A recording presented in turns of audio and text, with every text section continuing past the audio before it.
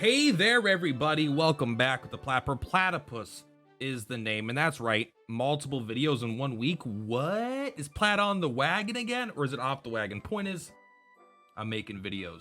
Today, Bloom Door 20. I'm going to show you how I did it. Honestly, I couldn't believe that I got it, and so this fight is tough. I probably got lucky. There's probably some crits in here. I know I keep saying probably. I know this is me that did it. But I was kind of distracted at the time. So this was kind of embarrassing. Right near the end of this video, it is going to cut out because I lost connection because I was like, oh shit, I'm going to lose. And so I got like halfway through the fight, I got up and I went to the restroom and I was still playing the game, duh. And then I ended up winning that fight, but you'll see up to the very point where it's obvious that I'm going to win, and then we'll just go through it. So anyway, let me pull up Reflector. Here is the team that I used. Dragon Lord is the leader. Seraphy, the new arena cat, which I highly think I think it's basically mandatory to have an awaken on it to make this work. At least I could not get the damage off that cat without the awaken because it gets a bunch of potency. The new A unit, Kiefer, Sutherland, and Halberd Source, which is really good in this fight because he's immune to confusion, and there is a unit that tries to confuse him. Now, worth noting, if you have max awaken level 120 Halberd Source, so 4 more levels, you actually don't need the agility weapon on him, but you literally are like out agility the unit you need to agility by like 2 points at the max level. So as long as you're below it, you do need some agility. So I do have an agility weapon on him still. So this team is not perfect. Obviously a lot of people don't have Seraphy, but actually I don't need to back out here. We're gonna watch the video. So I will talk during this. I do experience a glitch and have to restart the game at one point of this. It sounds so fucking sketch. Not only does the video cut out at the end, but there's a spot where I have to restart the game in the middle. And it's basically because I get the glitch where I go to Dragon Lord and he has no abilities I can cast, so I had to close out the game, reload, resume the mission. But anyway, so this is you know what? I am going to talk during this. This is the formation that I like. I got this. This is kind of a hybrid of a few people's strategies that I've seen, where you're trying to kill the frontline units over here. On the left over here, you can't see them right here, but you're trying to kill them basically in turn 1, but I can't. And so I was using Boreal Serpent for a long time, and I ended up taking them out and used Seraphy instead because I just could not kill them in 1 turn, and the extra damage then seemed redundant because he would die. So I would end up having almost an identical outcome after turn 2, except with this build I would have a Seraphy at fully, a Seraphy alive, and the other build I would just have a dead Boreal Serpent. So this seemed to be a better strategy for me. Keep that in mind. And so Dragon Lord and Cat need to be able to, we'll talk about it. We'll get there soon. All right. So I don't know how many breaks I take during this, because again, I'm watching YouTube while I'm recording this. I'm not planning on winning. This is from a hour-long recording session of just trying this fight because I had all my stamina was done and I just wanted to see if I could do it. So let's jump ahead just a tiny bit here. Boop, boop, boop, boop. Excuse me, Purplatypus. Here we go. All right. So we actually start now. Any second now. There we go. And so if you have like +10 on your Dragon Lord or more awakened Dragon Lord, or you have more awakenings on your cat because you've been playing arena, you might not need the Dragon Lord's leadership ability and you could then use something else. But honestly, none of the leadership abilities are that good, right? This is a defense leadership ability. This is a defense leadership ability. Now, I won't lie, the defense could be pretty good. The guy does do a strong physical attack, but this is like dragon physical, which isn't that good. So like this is like a very good leadership ability that lets you make up for a lack of damage, and so I do think it's probably the best, but if you don't need it, you might as well get extra defense. So yeah, you can see this thing comes down really fast. Sorry about that. This is on the recording. This thing comes down and attacks. I've tried a few different setups. So basically what's important is that this unit here, whatever unit's here, is able to move before Metal Dragon, because Metal Dragon is going to come down and smack attack these guys and do tons of damage. In our fight, Metal Dragon's never going to get an attack. So this guy uses defensive stance, and we basically just start, we want to move up, get a little bit of damage in, right? We're breathing on these guys, and then we're going to have basically do the exact same thing with Kiefer, which is, I think, a yogurt drink. What do we do here? So I used Protective Power in the past, and I've been disappointed with it, and I think I ended up going with Gritty Ditty for the damage, but we'll see here. They're both like reasonable, but I know that Gritty Ditty tends to be, I think Gritty Ditty tends to be better. Let me turn this back on so you can hear it. Oh, we do go with the protective power. We really want to we do want to keep him alive. I think they're both justifiable for sure.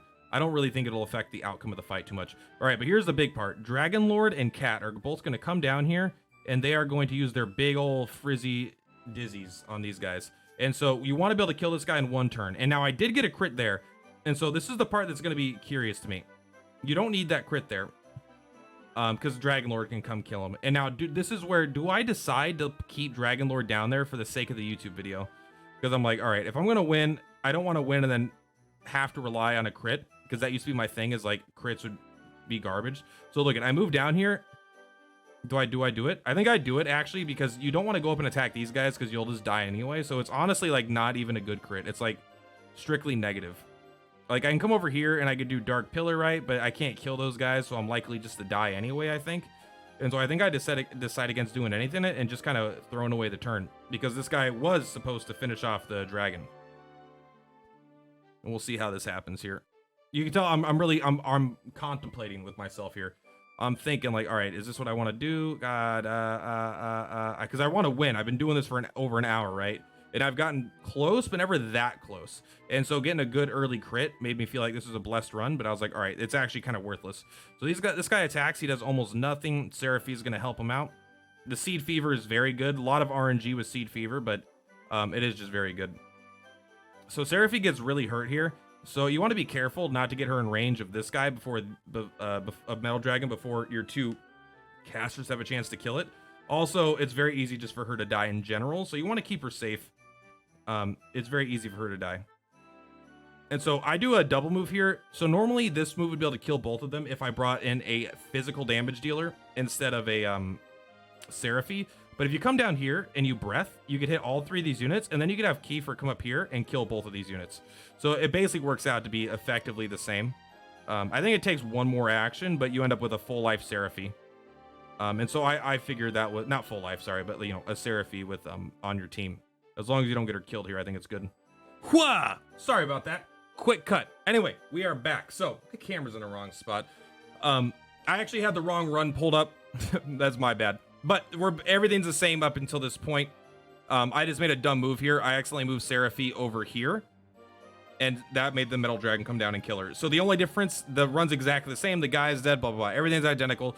Seraphie is just not dead right now. I just keep her in the spot and I heal. And then we will continue. I'm sure there might be slightly different RNG. I bet I didn't get the crit here, right? But, like, again, the crit doesn't even matter. All right, so now we're going to have both of our casters move up. And we're going to take out this Metal Dragon. One turn, by the way. Not one attack, but one turn. This guy, so huge not RNG, huge important thing with this guy. I totally did. This is why the fight took so long. It took over an hour plus and like dozens and dozens and dozens of attempts. He has this AoE super attack that hits all around him and stuns people and fucks up your whole day. That attack he will almost never use if you give him an attack down debuff. Halberdsaurus does have Blade Breaker, so you need to land Halberdsaurus with that attack, and then he'll start using his stupid breath attack over and over and over again, which is strong enough to kill the cat. So if you get a couple of awakenings on the cat, it'll help it live longer. Or maybe instead of giving it like a staff, you give it some HP. Should help a lot. So it gets another attack off. But you want to lower its attack because this does a lot of damage, right? And it sucks. But as long as you start getting the its attack down with Halberdsaurus, like, it absolutely goes crazy, and then he'll just kind of fuck up the rest of his fight. So that guy's dead, and so we still have Seraphie alive. This is huge, right? Because now we have a healer. That guy can lower wisdom when he attacks, but we get wisdom every turn, so it doesn't matter. So Blade Breaker here, I guarantee it lands. We did get a crit and it lands. I don't know if the crit was necessary, probably not. We had kind of bad RNG there with the stun. It is rarely stuns, but I swear to God, it happens every fucking time. We don't need to heal, but I think we probably just do because protective power isn't that good, but we might protective power the Dragon Lord. Okay, we do decide to protective power the Dragon Lord. I think that's a mistake. So the reason I do that is because I want his attack to be, if he thinks he could do a lot of damage to Dragon Lord, he'll move down here and attack and stun everybody, right? But I'm thinking if his defense is higher, he'll default to the breath attack on Seraphie instead, which is the goal. But, like, this is so tempting for him to do that 3 thing. Like, to do his AoE move, but I'm banking on him not doing it because his attack is down. Otherwise, he would basically always do that. So he's going to double breath Seraphie which kills her, and that sucks, but he just wasted a full turn, and now we can start Hellfire blasting this guy. And we really want his defense, we really want his attack to go down again if we can manage it. Let me think here. We could start going after that guy. I don't think it's really worth it. I say to stay out of the guy's range, right? He's gonna try to attack these units, but he can fuddle, this guy's immune to fuddle, Halberdsaurus. And we're just gonna move back here. That way he can't come down and hit all 3 of our units in one attack. Means he's less likely to do that, but he is probably just gonna kill the cat here. And he heals every single turn. He's a real son of a bitch. So look, if we just had a little bit more HP, he would survive that hit, and this would make this fight even easier.